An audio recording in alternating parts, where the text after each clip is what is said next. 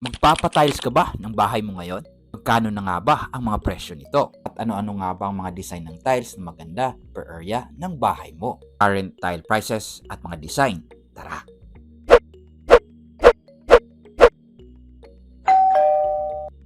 Hi! Sa mga bago pa lang dito, ako nga pala ang yung Kuya Architect at ito ang ating channel kung saan nagdi-discuss tayo all about house design and construction. So kung nagpapagawa ka ng bahay o nagpapa-renovate ng spaces, well, mag-subscribe na dito para updated ka sa ating mga bagong videos. So dito pupunta tayo sa isang malaking tindahan at titignan natin yung mga latest prices ng mga tiles, yung mga square tiles at saka yung mga rectangular tiles for our flooring at saka ating mga walls. So unahin natin ang mga square tiles.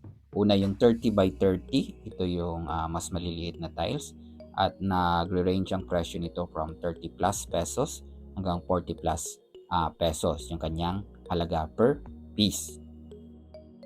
So ito yung mga glossy or polished na mga 30 by 30. Ito yung maganda pang walls. Hindi ito ideal pang flooring kasi mas maliliit. Makikita yung mga joint.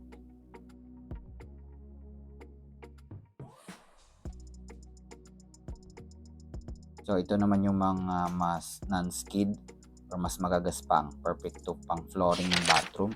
Mas madali itong nai-slope yung flooring. Kaya mas madaling madrain yung tubig. Perfect yung 30 by 30 sa ating flooring sa ating bathrooms.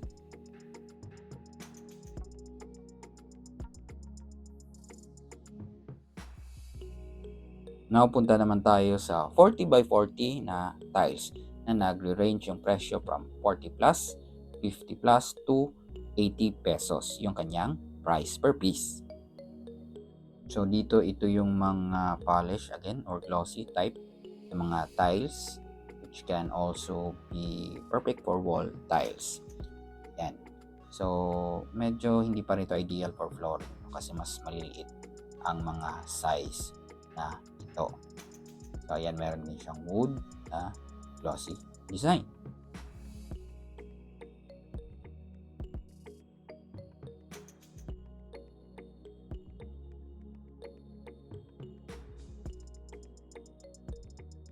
Ito naman yung mas magagaspang na mga 40 by 40 tiles or yung mga non-skid at texturized.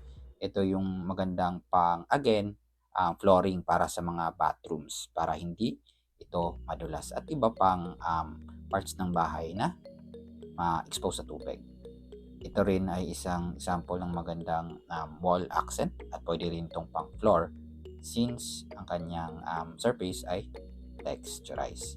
Ganon din, ito ay for mostly wall accent naman kasi yung brick yung kanyang design, maganda ito pang accent sa ating wall.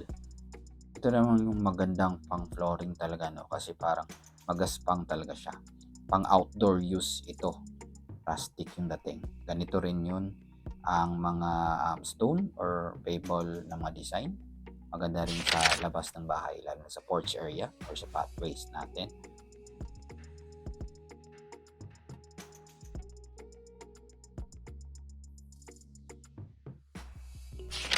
Ito naman tinatawag nating terrazo tiles. Maganda tong decorative tiles, pang flooring at pwede rin yung pang walls naman.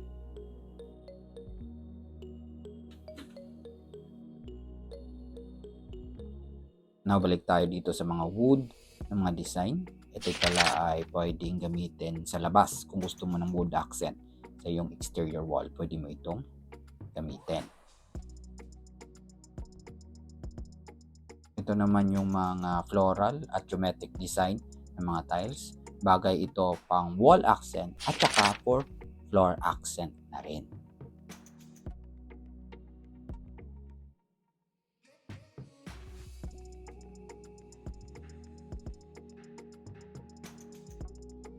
Anyway, kung bibili ka ng mga geometric design ng mga tiles, magandang ipatong ito or ilagay sa isang pattern mirror para mas visualize mo yung resulting pattern ng mga tiles na ito.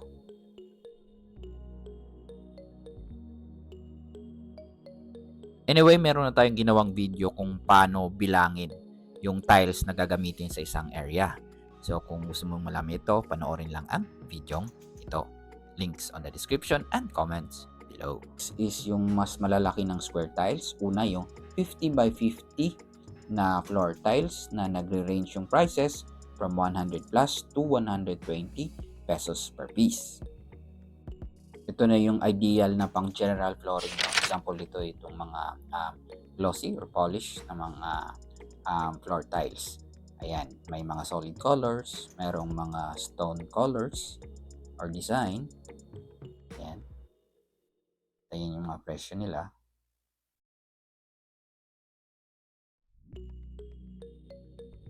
Maganda yung mga 50 by 50 kasi mas malalaki.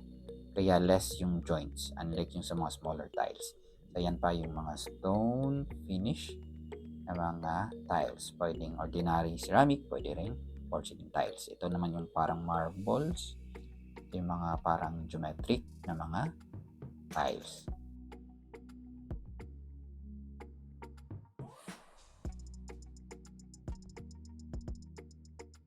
Again, ang 50 by 50 yung start ng ideal dimension para sa mga general flooring tulad sa ating living room, sa dining, sa bedroom. Kasi less joint na ito.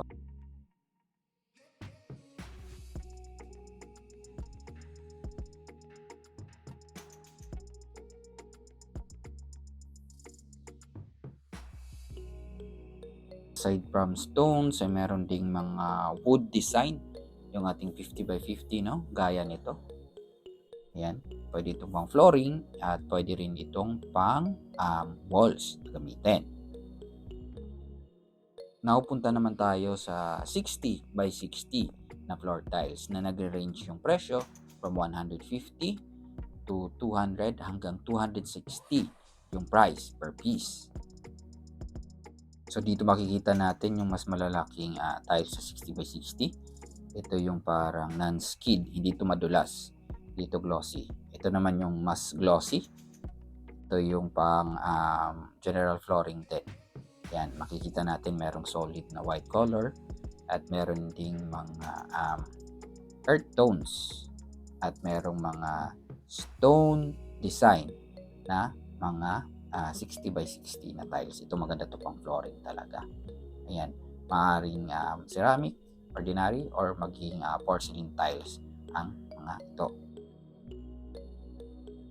Now, ito yung mas malalaki talagang tiles na square. Ito yung 80 by 80 na floor tiles na merong presyo ng 330 pataas.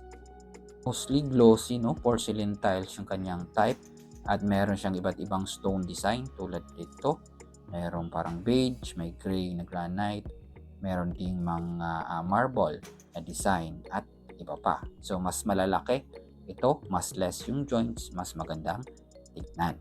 Kaya nga pala meron tayong video na ginawa discussing yung tatlong option ng flooring sa ating bahay, no? Pwede yung conventional na concrete slab, suspended slab, meron na tubular flooring at yung steel decking naman. So kung interesado kang malaman ang mga details at mga advantages at issues nito, pwede mong panoorin ang video na ito later.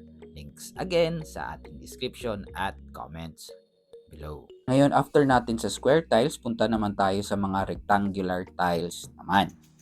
Na ang 30 by 60 na tiles kung saan nasa 60 pesos plus to 120 pesos yung range ng kanyang presyo per piece. Ang mga rectangular tiles nito ay kadalasan nagiging wall tiles. Example ito itong mga white, geometric and wavy design. Meron ding parang brick.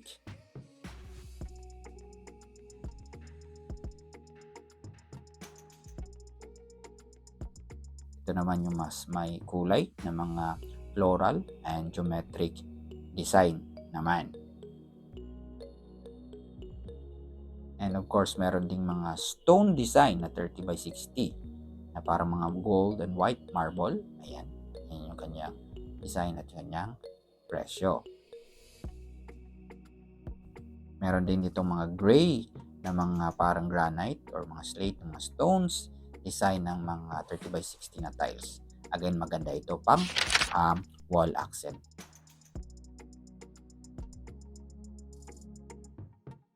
Meron ding mga wood na design itong tiles na ito.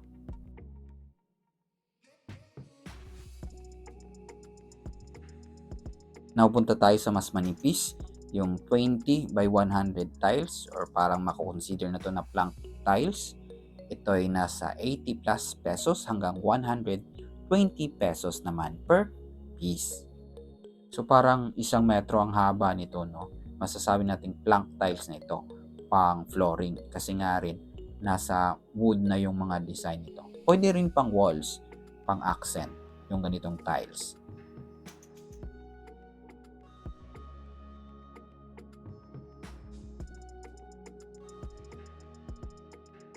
And lastly, meron tayong 60 by 120 na mga floor tiles. No? Ito na yung large format na tiles.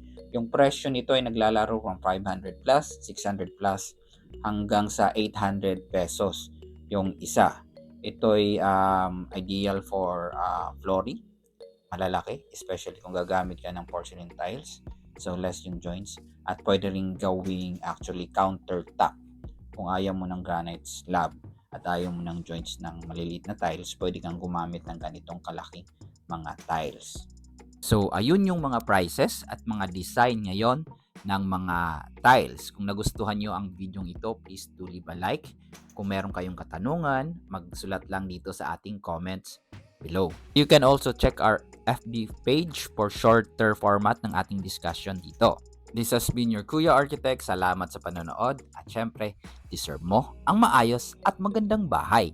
See you in our next video.